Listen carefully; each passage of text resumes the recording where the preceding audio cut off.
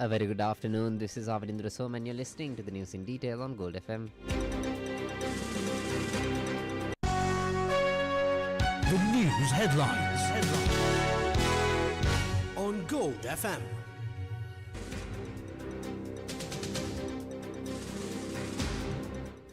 Sharp decline triggers temporary CSE trading halt.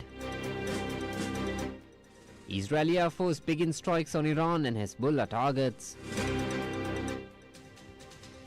Bahrain US airbase destroyed.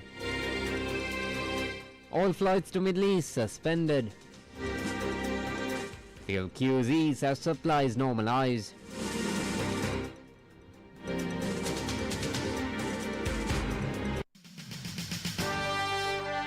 The top story on Gold FM.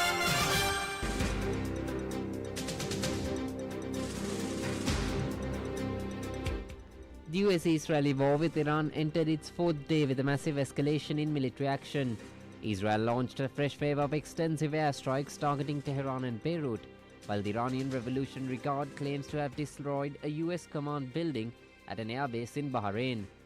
In Saudi Arabia, the Ministry of Defense confirmed the two drones struck the US Embassy in Riyadh, causing a limited fire and prompting a shelter-in-place order for personnel across the region. The US Embassy in Kuwait also closed until further notice, following a friendly fire incident that saw 3 US fighter jets shot down.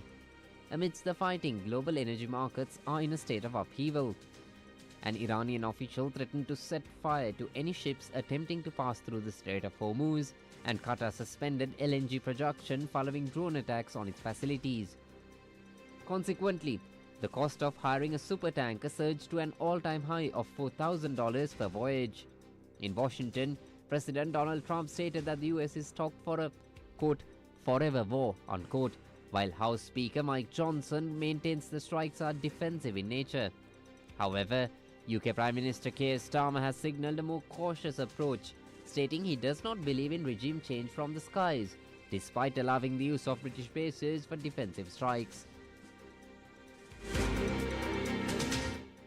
Now, speaking from a ceremony at the White House, US President Donald Trump provided a grim update on the large-scale combat operations currently underway within Iran. He defended the decision to launch a massive offensive, citing the obliteration of Iran's nuclear infrastructure and a refusal by the regime to heed American warnings.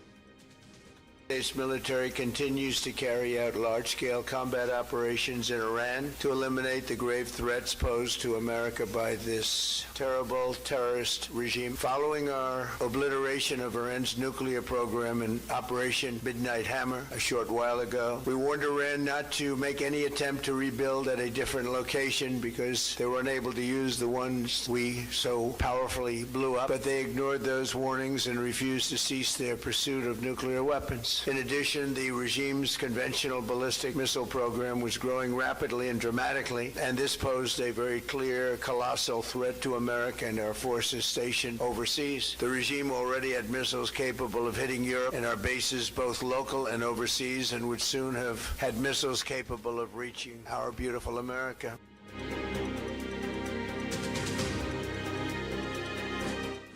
The current mission is no longer about diplomacy, it is about the systematic dismantling of Iran's military capacity.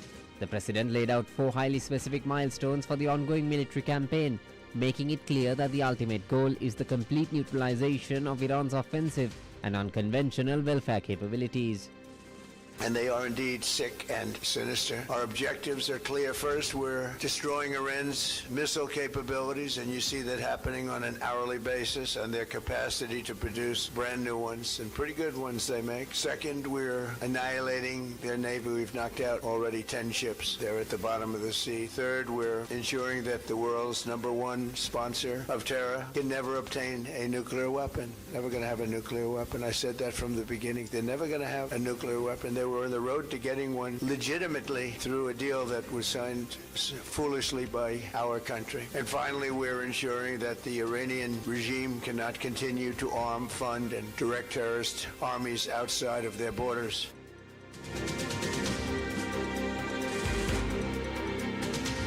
In a comprehensive analysis of the escalating conflict between the US and Israel alliance and Iran, Professor Rohan Gunaratne of the Nanyang Technological University warns that the Iranian Revolutionary Guard Corps has transitioned from a regional threat to a global disruptor. From attempting to choke the world's most vital shipping lanes to recruiting terror cells inside South Asian prisons, the regime's strategy of inflicting severe pain has triggered an unprecedented shift in Middle Eastern and South Asian security dynamics. It is certainly fighting Israel, certainly fighting the US, but after Israel, the largest number of strikes are on those countries. So there's a lot of pressure that is being put on those countries because Iran wants to inflict severe pain on those countries so that those countries will ask the Americans and the Israelis to stop the campaign. But it has backfired, and today all those countries have united against Iran, and Iran has lost the support from those countries. And all those countries are openly or discreetly supporting the US and Israel in the fight against Iran.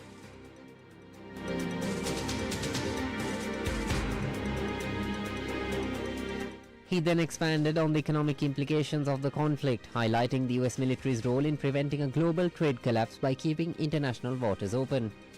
The Ayatollah regime threatened to close the Straits of Hormuz in the lead up to the war, and yesterday they started to close the Straits of Hormuz. And when that happened, President Trump ordered the Navy, the US Navy and the US Air Force to take decisive action. And half a dozen Iranian ships were sunk and their naval bases were attacked. So US preempted Iranian blocking of the Straits of Hormuz. The Straits of Hormuz doesn't belong to any one country. It's a common strait, and it should not be blocked by any party. It should be kept open because that is vital for global trade and shipping. So what the Americans did was right. They ensured that the Strait of Hormuz is kept open.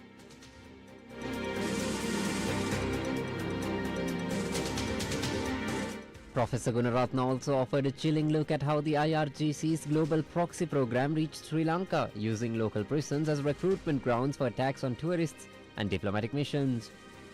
It also attempted to assassinate President Trump. A man called Farhad Shakiri, who is IRGC agent, planned operation to kill President Trump. The same Farhad Shakiri recruited, because he was in Sri Lankan prison for a short period of time, he recruited Maldivian national to attack Arugam Bay and to attack the Israeli consulate in Colombo. So I believe that if any country is sponsoring and supporting terrorism, that country, the regime should change, because it's a global threat. Iran will have a very stable government soon, and the Iranian regime that has engaged in building fissile programs, meaning nuclear programs, missile programs, that has attacked now the countries in the Gulf and a few other countries in the Middle East, and also Iran's proxy program to support terrorism will come to an end.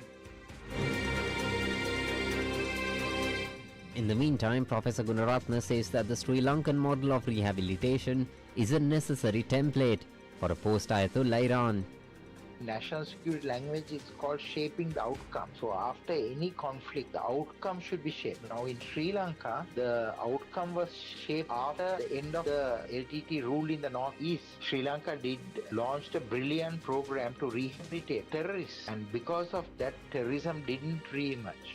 So what is key and what is important is to ensure that terrorism does not emerge from Iran. There is social harmony, there is political stability, and there is economic prosperity. Even the IRGC members who surrender, they must be treated very well so that they will realize that they served a very brutal dictator, and that the new government that is going to come to power, it's a better government than the previous one. So there must be all the efforts made to ensure that stability, security and safety is restored for all citizens of Iran.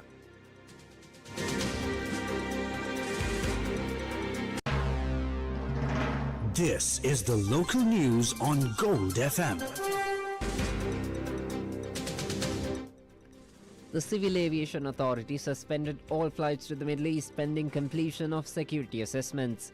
The decision follows the cancellation of 171 flights since the conflict began on the 28th of February, including 125 yesterday alone. Director General Captain Daminda Rabukwella confirms that the other international routes operate as normal. The Ministry of Foreign Affairs urged Sri Lankans in the region to monitor local updates closely.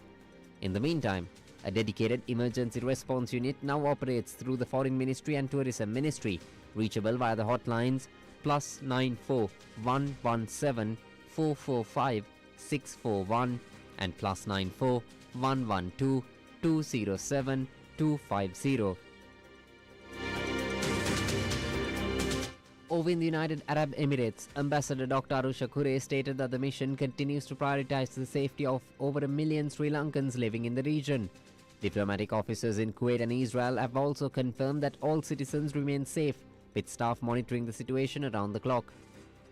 Meanwhile, large crowds gathered at the Qatar Airways offices in Sri Lanka seeking alternative travel arrangements. In the meantime, in such a backdrop, in a letter to President Anura Kumara Dissanayake, former Foreign Minister Professor G.L. Piris warned of significant economic consequences. He noted that the rising global oil prices, falling tea export revenues, and a decline in tourism and remittances from the Gulf and Europe present a direct threat to the national economy. Professor Piris offered his support to the government and called for a clear, immediate statement on the crisis. Fuel station queues across many areas showed a significant decrease this morning as panic buying triggered by concerns over Middle Eastern tensions began to subside. Residents and station employees noted that the tense atmosphere seen over the past few days has largely cleared. CPC Chairman DJ Raja Karuna stated that the country's fuel supply will be fully restored to normal levels by this afternoon. He reassured the public that distribution has been ramped up to meet the recent surge in demand. Further strengthening the energy outlook, Myron Ethikumara, Managing Director of the Ceylon Petroleum Storage Terminals Limited or CPSTL, announced that an additional crude oil tank is expected to arrive in the coming days. This arrival will bolster the national crude oil reserve to last for 43 days. In the gas sector, Litrogas Chairman Channa Gunawardena confirmed that a vessel carrying 3,700 metric tons of LP gas reached the island yesterday. He added that the supplier has guaranteed a continuous supply for the remainder of the month, with ships carrying the total monthly requirement of 38,000 metric tons scheduled to arrive as planned.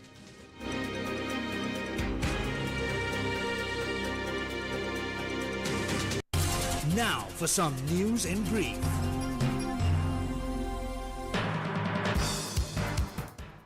The Court of Appeal postponed the petition by former Deputy Secretary General of Parliament Chaminda Kuraratne to the 18th of March, who is seeking to invalidate his suspension on the grounds that it was imposed without a fair inquiry.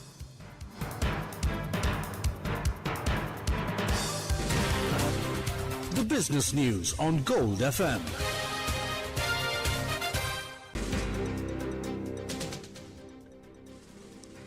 Trading on the Colombo Stock Exchange resumed this morning following a mandatory 30-minute suspension. Market officials triggered the temporary halt after the S&P SL20 index plummeted by more than 5% during early sessions. This automatic circuit break aims to stabilize the market amid significant volatility. Investors returned to the floor as the exchange moved to restore regular operations following the sharp decline in blue-chip shares. Oil prices rose for a third straight day as the escalating US-Israeli conflict with Iran and threats to the Strait of Hormuz fueled by supply disruption fears. Brent crude climbed to $79.94 a barrel after early hitting its highest since January 2025, while US West Texas Intermediate rose to $72.80. Analysts warned that with no quick de-escalation in sight and risks to regional energy infrastructure, upward pressure on the prices could persist.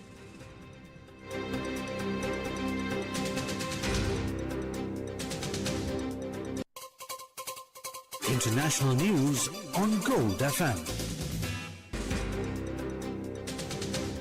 Prime Minister Mark Carney landed in Sydney today to begin a high-profile tour focused on trade, investment and Indo-Pacific security. The visit follows a successful 4-day mission to India where the Canadian leader secured significant multi-billion-dollar deals. Carney will meet with Prime Minister Anthony Albanese and become the first Canadian head of government to address the Australian Parliament in nearly 2 decades.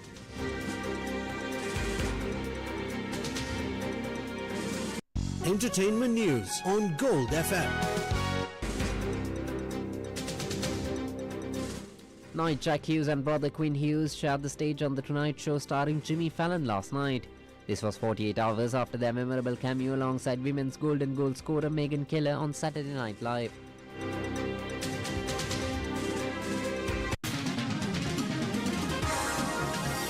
Sports news on Gold FM.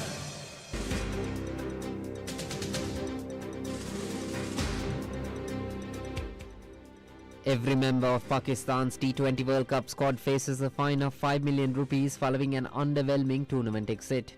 The Pakistan Cricket Board imposed the financial penalty specifically for poor performance rather than disciplinary issues after a heavy defeat to India.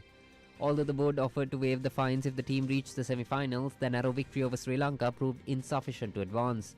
This exit marks the first time in history that the national side failed to reach the final four in 4 successive global events. That's all the news for now. Stay tuned to Gold FM for the latest updates.